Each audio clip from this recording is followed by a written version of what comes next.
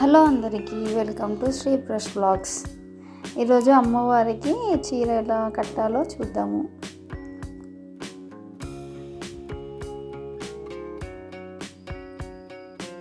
చూడండి, చీరని హాఫ్ లాగా ఫోల్డ్ చేసుకొని మనం కుచ్చులు పెట్టుకుంటాం కదా, అలా కుచ్చులు పెట్టుకోవడమే. అట్లాస్ట్ కొంచెం కొంచెం వదిలేసి మధ్యలో అంతా కుచ్చులు పెట్టుకొని వాటిని మన బట్టల క్లిప్లతో సెక్యూర్ చేసుకోవచ్చు. నార్మల్గా ఏ పిన్స్ ఉంటే ఆ పిన్స్ పెట్టుకొని మళ్ళీ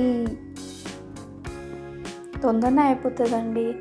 మనం కొంచెం కాన్సన్ట్రేట్ చేసి చేసుకుంటే తొందరనే అయిపోతుంది.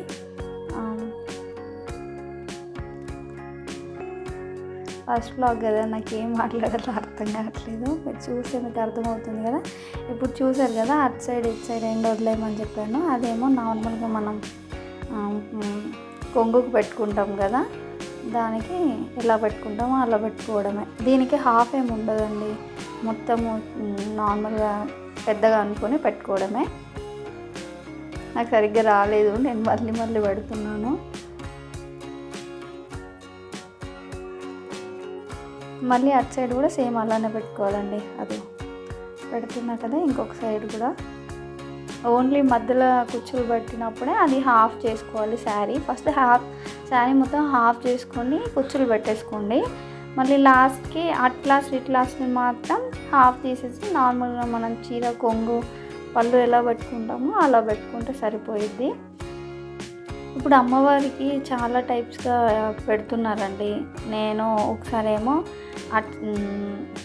అట్ అండ్ ఇట్ అండ్ ముందటికేసి చూపిస్తున్నాను. అట్లా వద్దు అనుకుంటే శారీ మొత్తం మంచిగా పెట్టుకొని ఓన్లీ లాస్ట్ కొంగు భాగంనే ముందర నుంచి వేసుకుంటే వీ షేప్ లాగా వస్తుంది. అది నేను షార్ట్లో పెట్టాను, ఒకసారి చూడండి. ఇంకా బ్లౌజ్ వేసినట్టు అట్లా చాలా టైప్స్ చేస్తున్నారు. మీకు ఇంకా అట్లాంటివి ఏమైనా కావాలంటే నేను పెడతాను. ఇలా ముందటికేసి మన వడ్డాలం పెట్టుకున్నా కూడా అమ్మవారి లుక్ చాలా బాగా వస్తుంది. అట్లా వెనక్కి కూడా వేసుకోవచ్చు. నేను నార్మల్ మీకు చూపించడానికి అలా చేశాను.